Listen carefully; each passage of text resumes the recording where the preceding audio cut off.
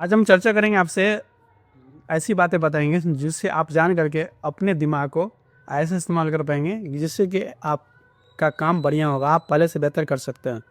तो वो सब क्या चीज़ सब चीज़ें इस पे चर्चा करते हैं माइंड ब वर्क रिज़ल्ट यानी आपका दिमाग और आपका काम, इसके बीच में जो गैप होता है उसको कम करेंगे, आप समझेंगे किस तरह से हमारा दिमाग हमारे काम को प्रभावित करता है और आगे बढ़ेंगे। अपने आप से ज़ोर से बात करना ध्यान और समस्या समाधान को बढ़ाता है। यानी कहने का मतलब हम जो अपने आप से बोलते हैं तो लोगों को लगता है अरे क्यों बोल रहा है, अपने आप से बोल रहा है। अगर ज़ोर से बोलते हैं अपनी आवाज़ सुनाई पड़ता है तो इससे क्या होता है कि हम अपने काम को बढ़िया से कर सकते हैं।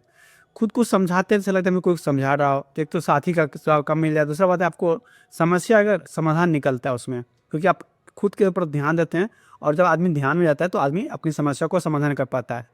देखिए आप पढ़िए, इसमें इससे ध्यान केंद्रित होता है और गलतियों की पहचान आसान होती है और समस्या को सुलझाने पे तार्किक सोच मजबूत होती है।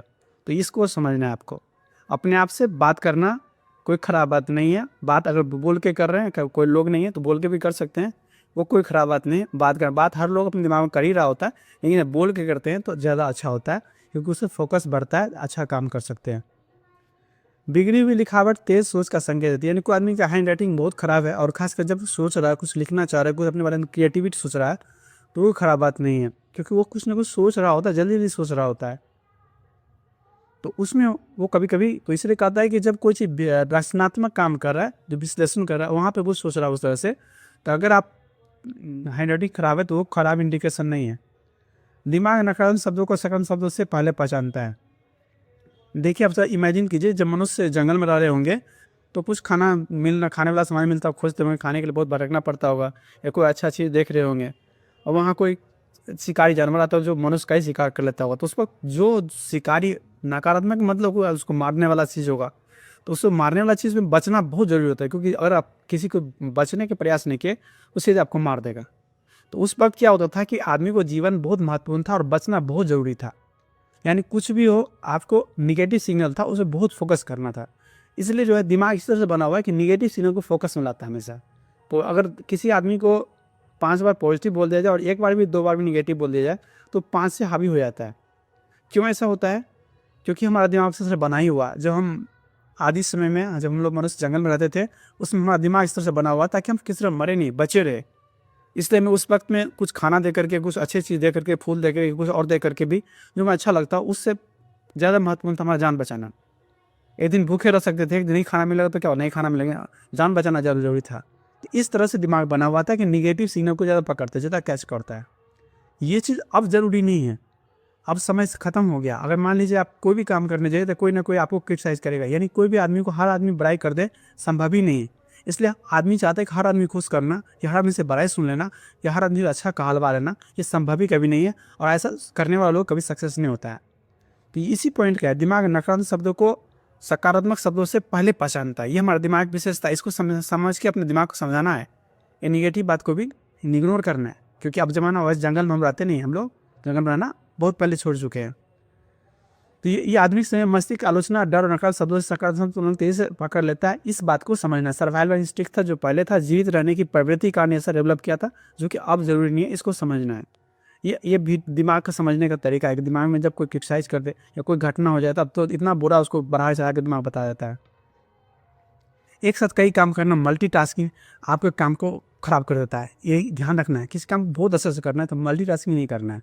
उसको ध्यान से सुनिए क्योंकि फोकस शिफ्ट, एक काम से दूसरे काम में दिमाग को शिफ्ट करना, उसमें बहुत एनर्जी खर्चा हो जाता है। जैसे मान लीजिए आपको जाइए कि मार्केट में आप बहुत सारा सामान रहे, तो फिर आपको सामान चुनने में बहुत सारा समय लगता है और आपका दिमाग खर्चा हो जाता है, आप गुस्से में आ जाते हैं, इतना टेंशन होता है। जहाँ दुकान में 2-4 ही सामान रखा हुआ, अच्छा रखा हो, तो वहाँ चुनना आसान होता है और दिमाग कम खर्चा होता है और आप संतुष्टि होकर आते हैं। इसलिए ऐसे बड़ा सा दुकान जिसमें बहुत सारा सामान हो और पहले से आप कन्फर्म नहीं है कौन सा सामान लेना है, तो आप बहुत कन्फ्यूज़ हो जाते हैं और आपका दिमाग बहुत खर्चा हो जाता है। तो इस बात को समझना है। कहने का मतलब बार-बार शिफ्ट कर यस नो यस नो, ये सब शिफ्ट करने से दिमाग जो है इसको कर रहा है, इसको नहीं करना, तो बहुत एनर्जी खर्चा होता है और आपका परफॉर्मेंस बिगड़ता है। सुनते समय डूडल बनाना, रेखाचित्र बनाना, जैसे कोई आदमी हम लेक्चर सुन रहे हैं, वहाँ कुछ-कुछ लिख रहे हैं, पन्ना पे लिख नहीं रहे, कुछ भी ऐसे ही हँस रहे हैं, इधर-उधर लाइन में खींच रहे हैं। तो इससे क्या होता है कि हमारा ध्यान उस पे बना रहता है।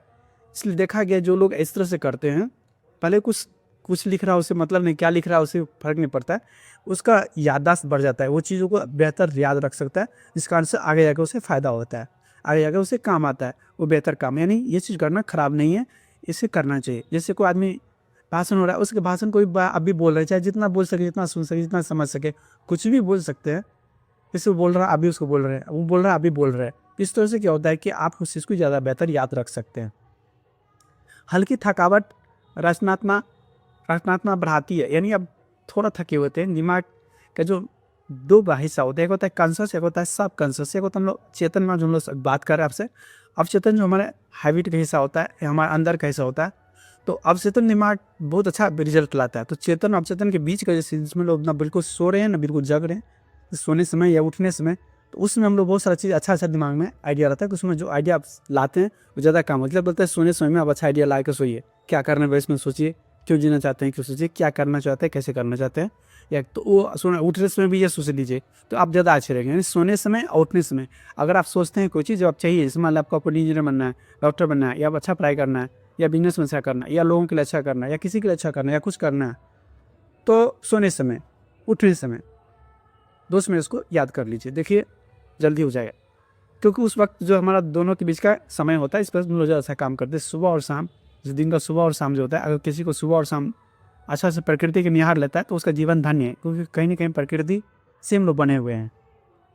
और इसका है कि उसमें तुम याद कर लेते जो हमें करना है, तो हम उस काम को अच्छा से कर सकते हैं।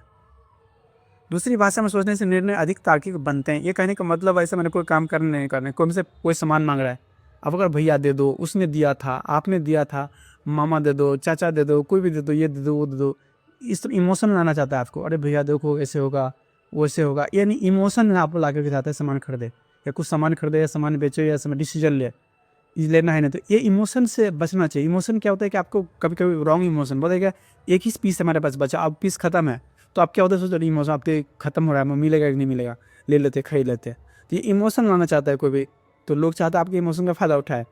तो इसका फ़ायदा, इससे बचने का तरीका क्या है, आप उसी चीज़ को जिससे लेना है उसको आप दूसरे भाषा में बात करें। जैसे हम मैथिली और हिंदी ज़्यादा इस्तेमाल करते हैं, तो अंग्रेजी भाषा कम बोलते हैं।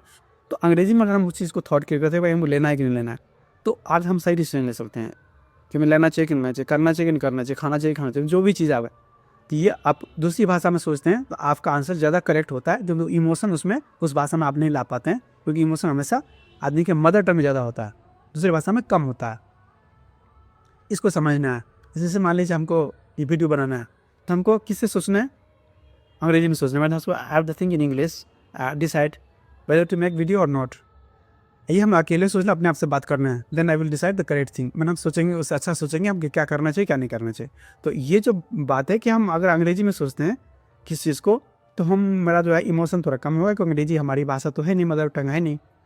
तो उससे क्या होगा, हमारा डिसीजन ज़्यादा सही होगा।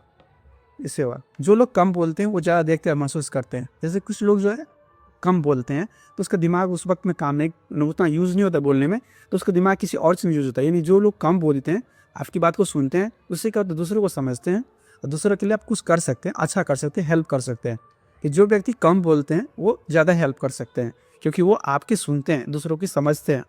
और क्योंकि समझ पूरा दुनिया क्या है, आप किसी की समस्या को समाधान करते हैं, उसके बदले में तो पैसा लेते हैं, आपका नाम होता है, या आपको कुछ मिलता है, या लाइफ का पर्पस है, क्योंकि वो आपको भी मदद करता है। तो ये कब कर पाइएगा, जब आप सुनिएगा उसकी बात को, क्या करना चाहते हैं, क्या परेशानी है उसको। तो इसलिए कम बोलना, जो कम लोग कम बोलते हैं वो कोई बेवकूफ़ नहीं होते हैं, वो भी अच्छे होते हैं जो कम बोलते हैं। दिमाग खतरों को इनाम से ज़्यादा मत बताए, इसके बारे में पहले भी चर्चा कर चाहिए। खतरों को इनाम से ज़्यादा मत बताए, क्यों, क्योंकि इस तरह मेरा दिमाग बना हुआ, लेकिन खतरा उतना रहता नहीं है। इसलिए आजकल के आदमी को इस बात को समझना है कि आपको अगर कोई कुछ बोल क्रिटिसाइज भी कर रहा है, तो आपको उतना थोड़ा इग्नोर करना है। या कोई प्रॉब्लम हो तो उसको सोचिए उसके आगे भी प्रॉब्लम को सॉल्यूशन है कि नहीं। जैसे किसी का एक दिन तबीयत खराब है, तो सोचना कि आगे कितनी बार तबीयत खराब हुआ, फिर ठीक हुआ, खराब हुआ, ठीक हुआ, लेकिन एक बार जब खराब लोग होता है आप समझेंगे ही नहीं, बचेंगे नहीं। कुछ लोग ऐसा इतना सोचने लगते हैं, खास बुजुर्ग लोग सब।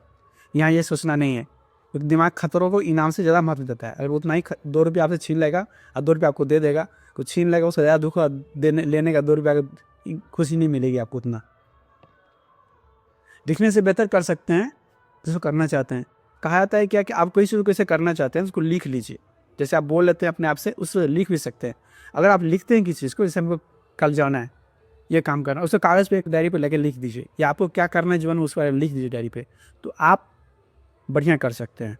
तो लिखने से भी आपके जीवन में उचित होने की संभावना बढ़ती है। कोई भी चीज़ जो भी चाहते हैं उसको लिखिए कागज़ पे, हम ये चाहते हैं, हम ये करना चाहते हैं। अगर दूसरे भाषा में लिख सकते हैं तो और सी बात है, क्योंकि वहाँ पर और आपको इमोशन भी वहाँ खत्म हो जाएगा। लेकिन अब लिखने से क्या होता है कि उस चीज़ का करने की संभावना बढ़ जाती है। यानी लिखना कि जो करना चाहते हैं, डायरी जो लोग मेंटेन करते हैं वो कोई ख़राब चीज़ नहीं है। अगर आप डायरी मेंटेन करते हैं, लिखते हैं कहीं पे, तो बहुत अच्छी बात है, इसको लिखिए।